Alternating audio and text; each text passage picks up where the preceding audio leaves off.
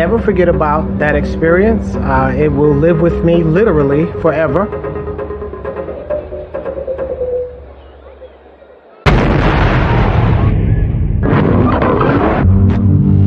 It sent shockwaves around the world, and the repercussions are certain to be felt for years to come.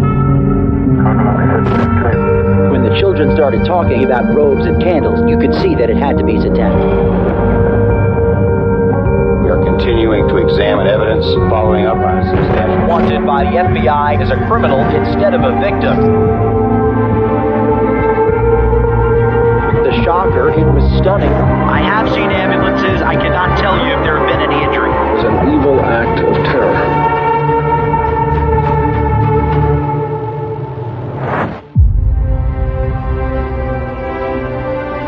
Chuck, what is the mood down there? Well, Sandra, a lot of anticipation, obviously. You know, my stomach, I can feel the butterflies fluttering. I'm ready to hear what happens. And they're off. Thousands of athletes from 197 countries, over 2 million visitors and press. The eyes of the world are on the city of Atlanta as it prepares to make history as the host of the Centennial Olympic Games. President Clinton arrived this morning to kick off opening Olympic ceremonies. I want you to win all the medals you can. I want you to mop up and do great. But I want you to realize that just by being what you already are, you are a source of enormous pride to our country. Good morning, Atlanta. It was just a really exciting time in Atlanta. We were flooded with tourists.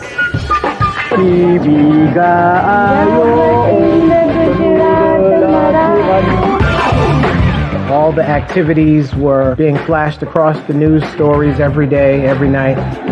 Volleyball one, right now. I never attended any Olympic event.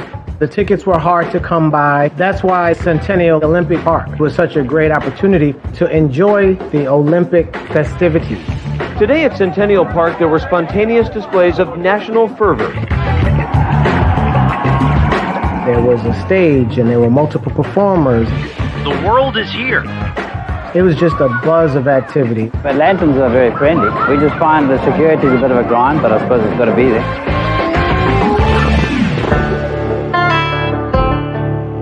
When the Olympics came, Richard was out of a job. His desire was always to become a policeman. He took every course that he could take at the police academy. He was with several police here in Atlanta, up at Piedmont College. He did say, "Mom, do you think I can get on at the Olympics?" And I said, "With your experience, they'd be a fool not to accept you." Richard got the job. He worked security at Centennial Park, and his post was an AT&T tower right opposite the stage. He loved it.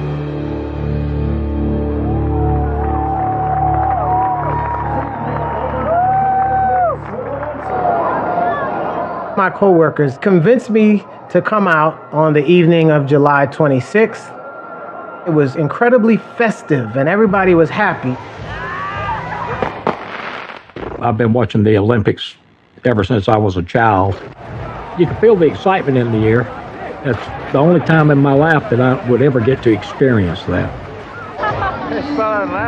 When we went to Centennial Park that Friday, I don't remember there being any kind of bag check, but we weren't worried about security at all.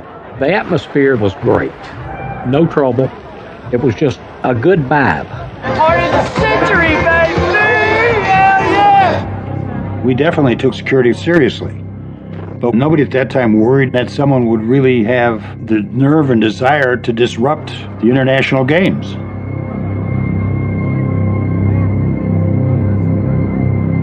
It was late. The kids were having such a good time that we just ended up staying. I never thought something would happen.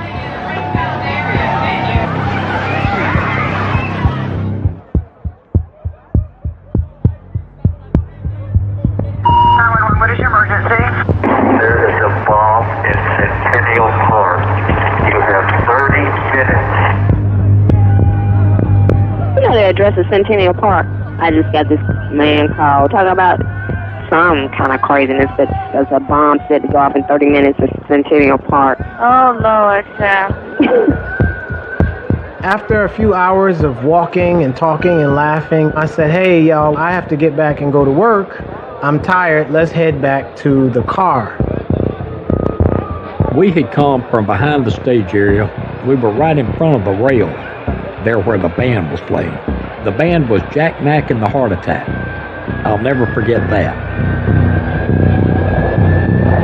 I was filming. I was actually zoomed in on the lead singer. So right about now, we have the privilege of working with this. What the was that?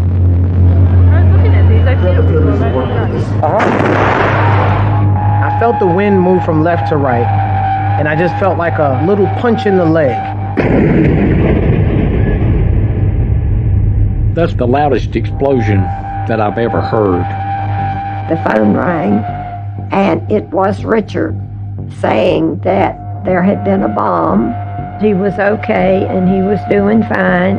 He was excited in the fact that the bombing had happened, and he said, Mom, I found the bag, and started pushing people out. It went from a loud, festive environment to complete silence, and I realized at that moment something terrible has happened. There's nothing that can prepare you for it. We walked over toward where the bomb had gone off, and I see people on the ground. I looked to my friends, and one of them was bleeding profusely from his leg. One had shrapnel in his arm. He was bleeding.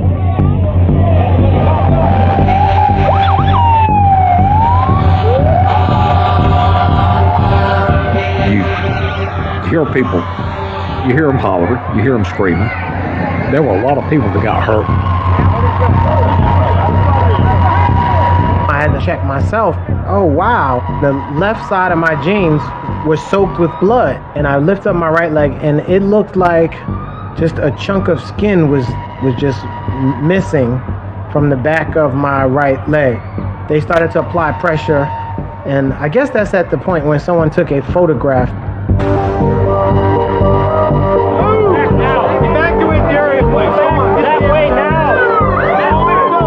I have seen ambulances. I cannot tell you if there's been any injuries. We do not know the extent of this explosion, but an explosion has occurred here at Centennial Olympic Park. I was deep in REM sleep and got a phone call.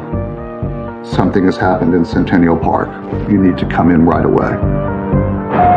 You could hear the whoop, whoop, whoop of sirens, blue flashes lighting up the sky. Absolute chaos. We were interviewing people who were investigators. One of them said, it's a bomb. This isn't a natural gas explosion, it's a bomb. It has been confirmed as a bombing and is being considered a terrorist act by the FBI. What you heard was that the security guard, his name was Richard Jewell, had spotted a suspicious backpack, alerted the GBI agent.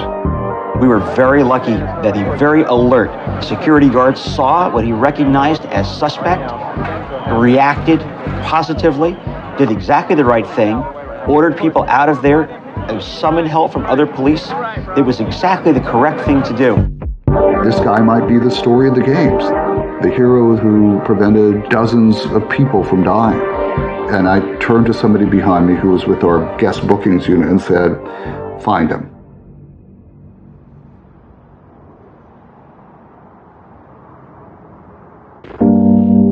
Richard called me. He let me know he was the one that found the bomb. I first met Richard when I was a lawyer at the U.S. Small Business Administration. We got to be buddies. Maybe it is an unlikely friendship, but I like the guy. And I, of course, congratulated him and told him what a great guy he was for saving so many lives. Then he told me that he agreed to be interviewed for CNN. The first person to catch sight of the suspicious knapsack that turned out to contain the bomb was security officer Richard Jewell. Mr. Jewell is joining us from our studio in Atlanta. Thanks for being with us. What was it, Mr. Jewell, that first attracted your attention? We had some activity in front of the Sound and Light Tower, The gentlemen were being obnoxious and disturbing some of the crowd that was trying to enjoy a concert, and I spotted the bag laying on the ground under the bench. We tried to get as many people out of the area as we could. We got about 150 people off the grass area right directly in front of the bomb before it exploded. Whoa. The only thing I wish we could have done was got everybody out of the area. I feel for the victims and their families. Flags are being lowered to the half staff at the Olympic Stadium. That's not the kind of thing that we wanted to see in Atlanta, is it? There were rumors starting to go around that they may cancel some events. They may be closing down the games for a while. Any questions? The idea that we shut something down because of an event like the bomb diminished the United States. The games will go on. I repeat, the games will go on. We can't give in. The FBI had to start finding out who did this and why. We are continuing to examine evidence and following up on a substantial amount of information that we are receiving. Sir, is your investigation looking at personnel, workers, that sort of thing? At this point in the investigation, everyone would be looked at. I mean, this is the Olympics. It's supposed to be a time of joy for the world, and it's a very, very bad thing. And I just hope that we catch the people that did it. Explosion in the park. Get your morning news. Good morning.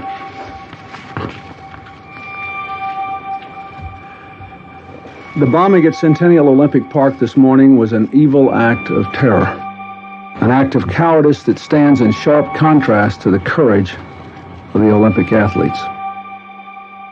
It sent shockwaves around the world, and the repercussions are certain to be felt for years to come. A bomb rocked the site of the Olympic Games. A 44-year-old woman from Albany, Georgia, was killed in that blast. A photographer from Turkish state television suffered a fatal heart attack as he ran to cover the scene. 111 other people were injured. Authorities said the device appeared to be a pipe bomb loaded with nails and screws. I realized that the world had come to our door. I can't imagine having to live my life every day knowing something like that might happen to you. It dawned on me that we basically had a human shield between us and that bomb. It's what kept us from being hurt. And you just thank the Lord that we weren't involved in it. Hang on. We don't know the bomber's face, but Alice Hawthorne, the woman he killed, was a loving wife and mother. Fallon, her daughter, was also injured at the scene. The family's cafe was named after her. Words could not possibly describe how much I miss my mom. I don't know why her and not me or any of the other 111 so people that were injured. I'm just thankful and grateful that I was only hit in my legs. It could have been so much worse. It was a traumatic experience, you know. I still jump a little when I hear loud popping sound. While this is tragic, it could have been much worse according to what law enforcement sources tell us. A lot of credit has to go to an AT&T security guard. It was just a matter of minutes after I got him out that it exploded. Richard Jewell became an overnight media sensation. I don't think in the first week that I hardly ever hit the bed. I was glued to the TV, and he was too. If I ever get close to him, he'll be turned in. I was very proud, and he knew his job inside and out. Terror strikes one of the world's largest peacetime events. Are investigators any closer to finding out who was behind the deadly bombing at Centennial Olympic Park? In the first few days, the FBI began to get a sense that it was not some sort of international terrorism incident. It was more likely it was domestic terrorism, and it was more likely it was an individual who was involved. The FBI at that time was very aware of issues with the militia. A lot of them were just upset with the government. They hated the way things were going in the United States. Bastards! From 1990 to 1996, a lot of changes began. Not change for change's sake, but change to preserve America's ideals. So you had the election of Bill Clinton. We know we have to face hard truths and take strong steps. A fervor sort of picked up among the far right. He's coming to take away our guns. The threats that were seen more externally became more internalized. You had right-wing extremism. You had anti-abortion Christian identity groups springing up. It's not a legal right to kill a baby. It's a legal wrong. You had the standoff at Ruby Ridge. Then you had Waco. And then worst of all was Oklahoma City. Busy downtown Oklahoma City became a deadly war zone in a matter of seconds. I flew to Oklahoma City shortly after it happened. It was hard to comprehend that someone would do that and kill children too. Suddenly you had a huge internal threat. America was being attacked from within. The FBI had contacts with those types of groups. We never received any message from the bomber claiming responsibility. It was absolutely quiet. At that point, all we had was the 911 call. Quote, there is a bomb in Centennial Park. You have 30 minutes. Police are looking for a person they believe to be a white male American with a, quote, light Southern accent. We determined where the phone call was made from, and we sent evidence technicians to check for fingerprints on the phone. No fingerprints were discovered. You have to remember, this is 1996. It's not like it is today where we have cameras in quite a few places throughout cities, and thus there were no cameras to look at.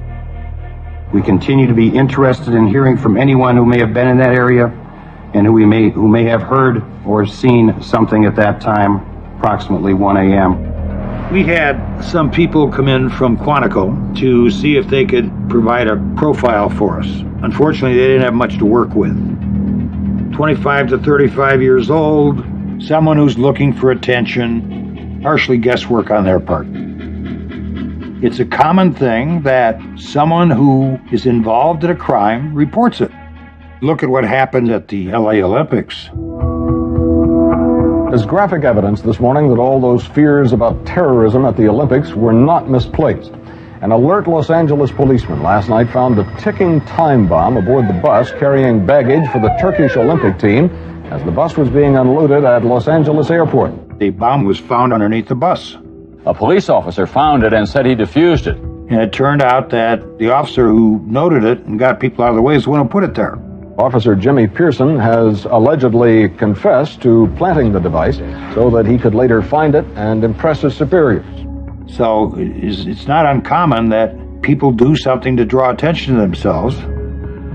And Richard Jewell is the one who found the backpack. So obviously you have to look at this person very closely. We got this call from a previous employer saying, I might have some good information for you. Richard Jewell had lost his job working for the college, gotten in trouble for making some traffic stops off campus. What that did was add more fuel to the need to determine Jewell's status. My reporting partner came in saying, I know who they think did the bombing. It was that security guard who found the bomb. You're kidding. That's when just a world of hurt really started for Richard. The International Olympic Committee asks you to stand and join us in a moment of silence. A moment of silence in remembrance of a moment of violence. Meanwhile, investigators working around the clock to find the person or persons responsible for more than 100 injuries and 2 fatalities. Once we found out that the FBI was looking at Richard Jewell, they decided to do an extra edition of the paper that afternoon to get it out on the street before anybody else had it. It was just a lot of confusion out front in the parking lot. I had no idea what was going on. He loves police work. So it's just natural for him to do it.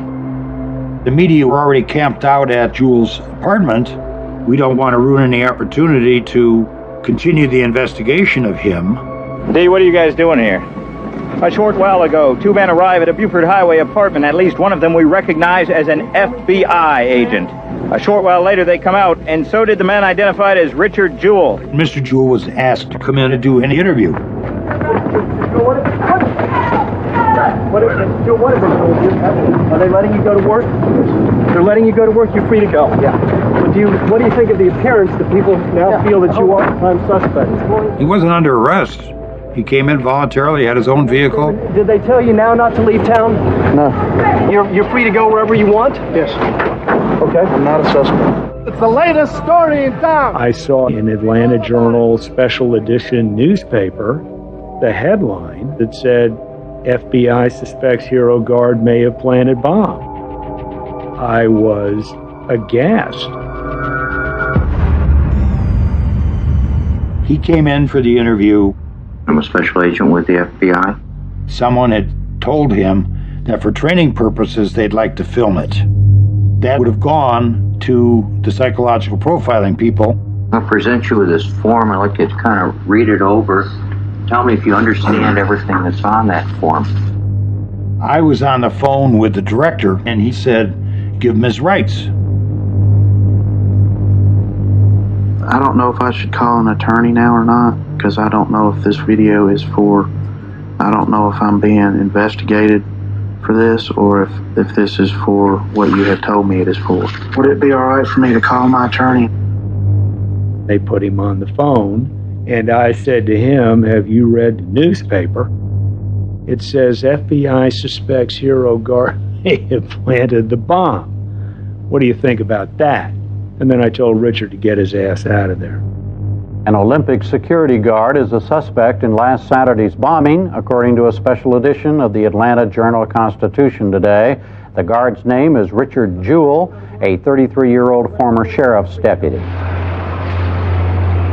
There's a difference between thinking theoretically, oh, they might consider me a suspect, to I am the suspect.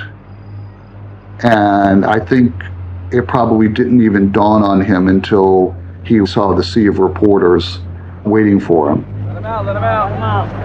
Have you been to the FBI? Any comment, Richard? What does the FBI ask? Did you do it? Can you categorically say that you did not do this? I did not do it. Categorically? Yes. Why are they questioning you? Could you stop so we can talk to you? Part of the process, and they talked to me about 4 times already. This is the 5th time. They are conducting an investigation. Where were you at 1 o'clock on that morning? Please? Did you turn? You know, that video is running over and over and over and over again. Hour after hour, maybe even every 10 minutes of Richard fighting his way through the swarm of reporters. Did they say you're a suspect? Who doesn't look guilty that way? We're suddenly seeing him in a different light. The hero becomes the zero.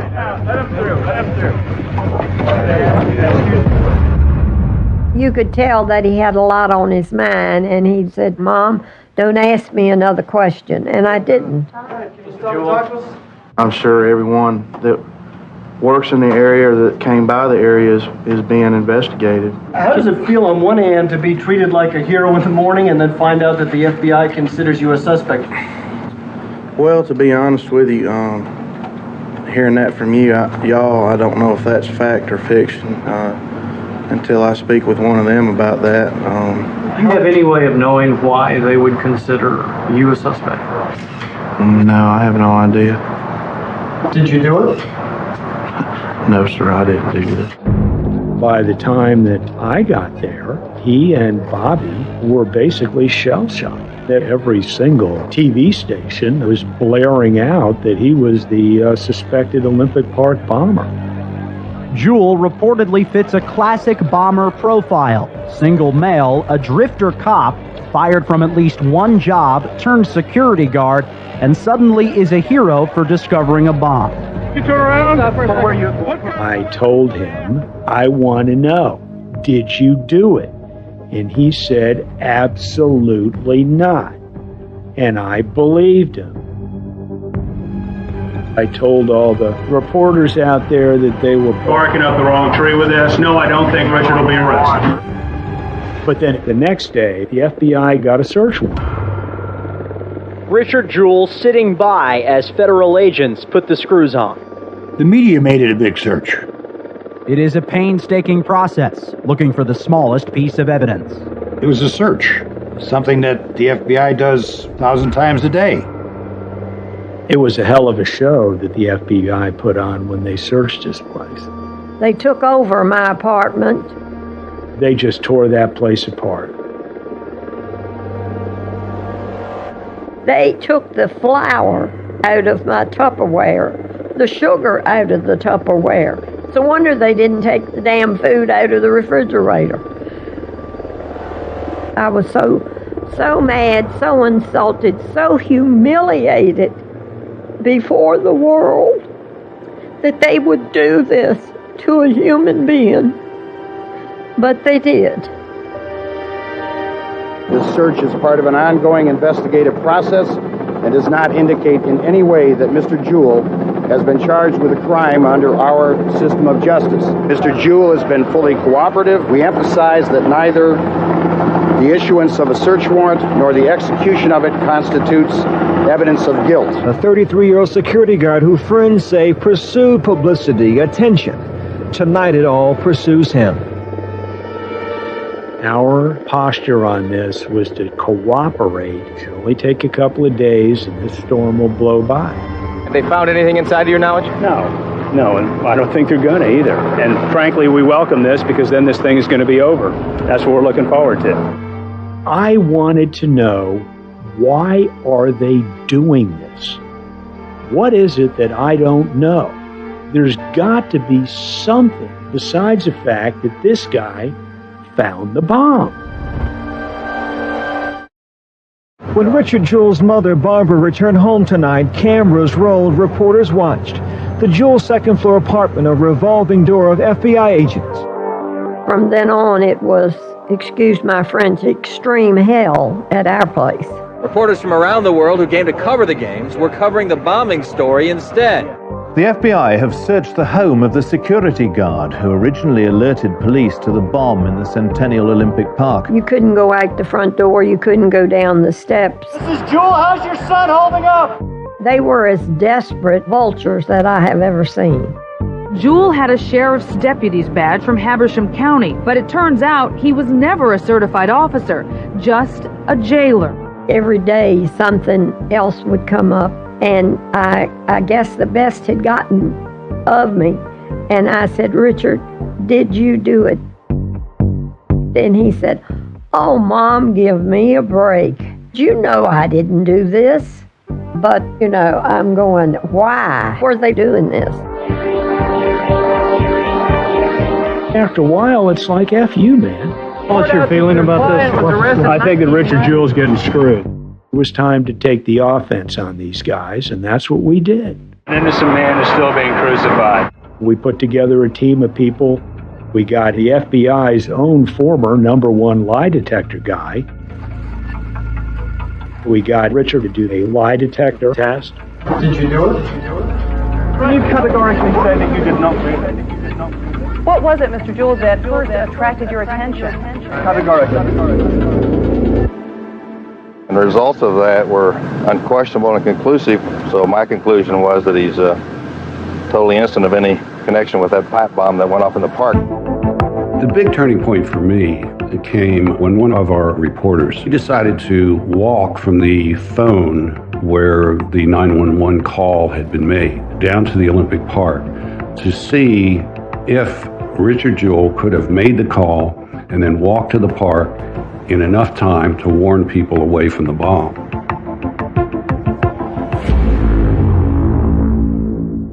It would have been physically impossible. There was just too much distance between the two places. We've got to tell people. I want to tell you of some of the impact that these last 4 weeks have had upon my life and Richard's life. They felt like the world needed to know.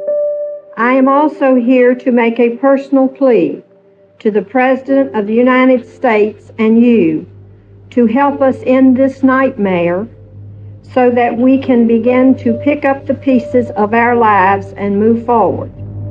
Please tell the world, Mr. President, please clear my son's name. I just wanted him to know what little piece of the world I had left. It was hard, hard, hard. The guilt or innocence of Richard Jewell. It's become part of America's national dialogue. Is the hero who became a suspect really the Centennial Park bomber? Or is he an innocent man whose life and future are now ruined by the FBI and the media? You can imagine if we discounted someone in any investigation after a less than thorough review of everything, and it turned out 6 months later that this was the person who did it. Shame on you. That's why you have to look at everything. It slowly dawned on me, they ain't got nothing here. They're just doing this to cover their own butts. They did it until they couldn't get away with it any longer because they were being ridiculed so much in the media.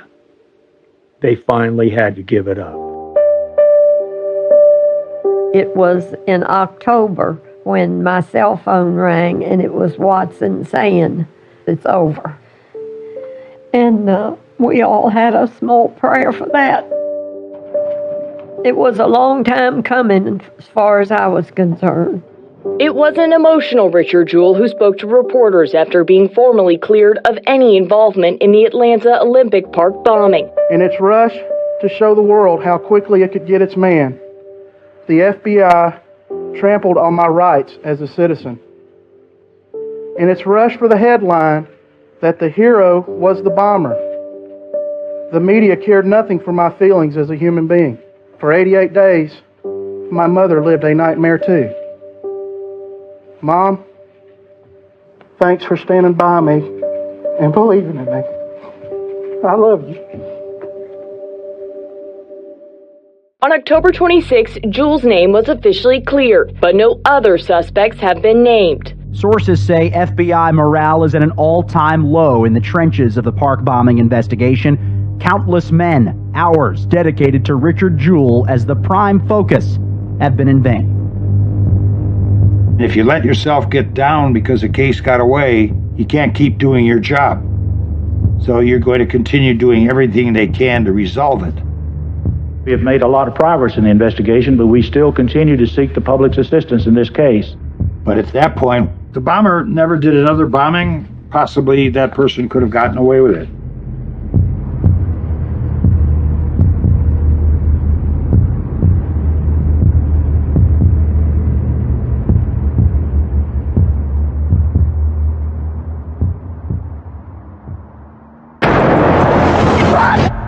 It was a chaotic situation, people running for their lives after a bomb explodes at a professional building in Sandy Springs. The building was trembling and this huge explosion, and we ran down the stairs and deep smell of gunpowder on the first floor and a lot of smoke, and we just kept running, ran across the street. And 45 minutes after the first bomb exploded, a second one went off near a dumpster near the building. 6 people were injured. The bombing at the clinic was not at that time linked to the Olympic Park bombing. Perhaps most troubling, police say, was the timing of today's explosions. The stronger of the two set to go off just after federal agents arrived. We really weren't sure who we were looking for at the time. Obviously somebody who had an agenda, but we're not sure whether it was a group, an individual, or what.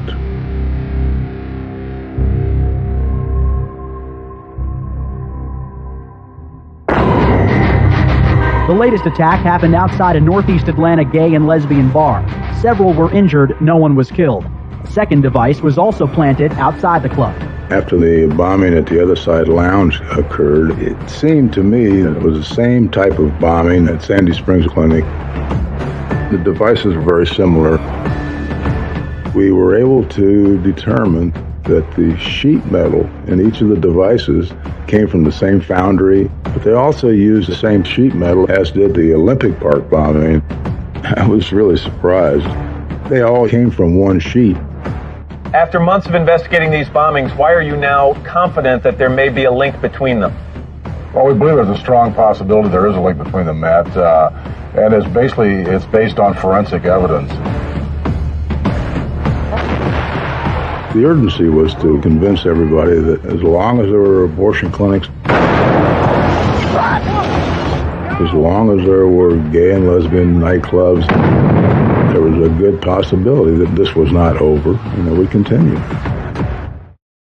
Nearly a year after the blast at the Olympics, the FBI now says it's increasingly confident of a link between that bomb and two other bombings in Atlanta, one at an abortion clinic, the other at a gay nightclub. But we are appealing to you to provide whatever information you may have so that we can ensure that no one else is killed or injured by these senseless acts of violence.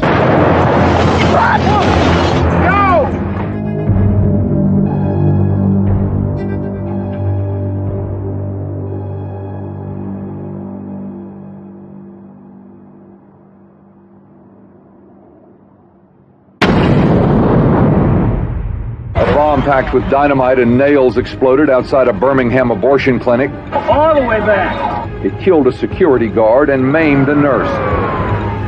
When I heard about the Birmingham bombing, I was pretty sure it was the same individual or group. A college student heard the explosion, and there was one individual walking the opposite direction very calmly. That's not right. He saw him get in the car, and he was able to get the driver's license number. When they ran his plate, they came up with a name and an address. Eric Rudolph of Murphy, North Carolina. By the time the FBI got to his house, he disappeared. There was still food on the stove. He had just left. Agents did interviews and searched the cabin. His friends revealed that he was very anti-abortion, anti-gay, anti-government. He had been in the military, although he was kicked out. He became the lone wolf that he was because he felt like the government sponsored abortions, supported the gay lifestyle. He was named a top 10 fugitive and fled into the mountains. The FBI today charged Rudolph in the Olympic Park bombing and released this picture. He is not merely wanted for questioning. He should be considered armed and very dangerous, and private citizens should not take any action to attempt to apprehend him. The FBI started an international fugitive hunt, very much focused on western North Carolina. Helicopters patrolling, people walking the trails, over 1,000 law enforcement personnel looking for Eric Rudolph. It's like finding a needle in a haystack. There are an infinite number of trails, and the woods are so thick, visibility is 100 yards at best. Your average local person, I think, saw this as a David and Goliath kind of thing, Eric Rudolph against the entire federal government. A lot of people supporting him. I mean, he bombed a baby murdering clinic. I mean, I'm supporting him. Federal agents insist they'll keep at it until they find their man, or he gives himself up.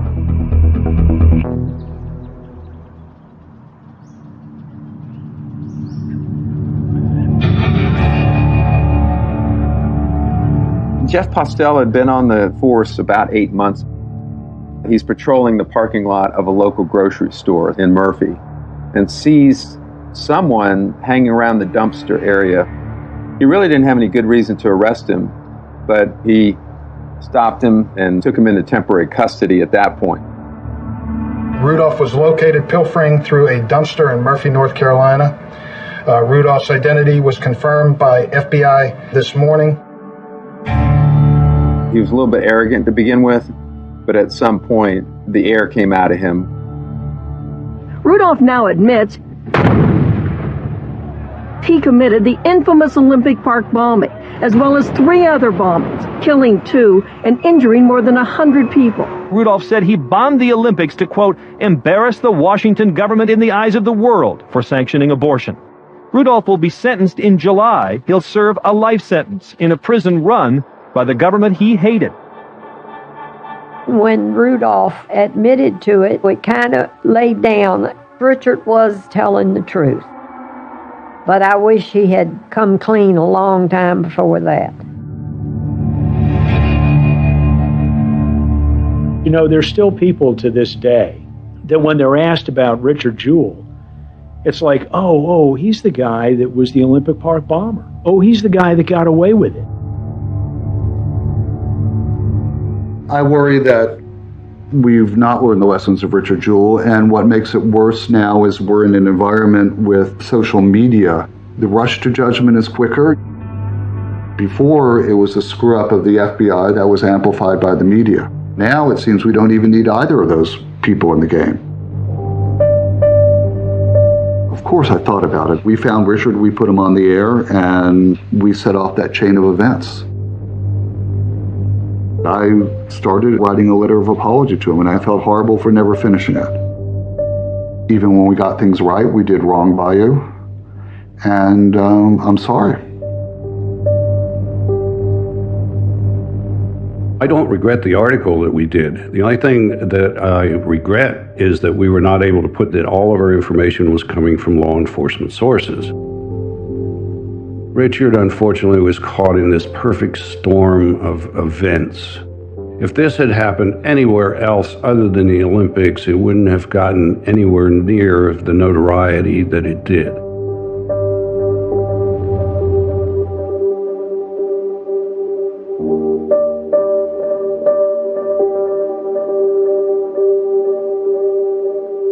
He died of a heart attack. He was under a lot of stress all those years that it happened. What can I say? The Lord giveth and the Lord taketh away. He was a jewel as long as I had him. And he still is a jewel in my memory.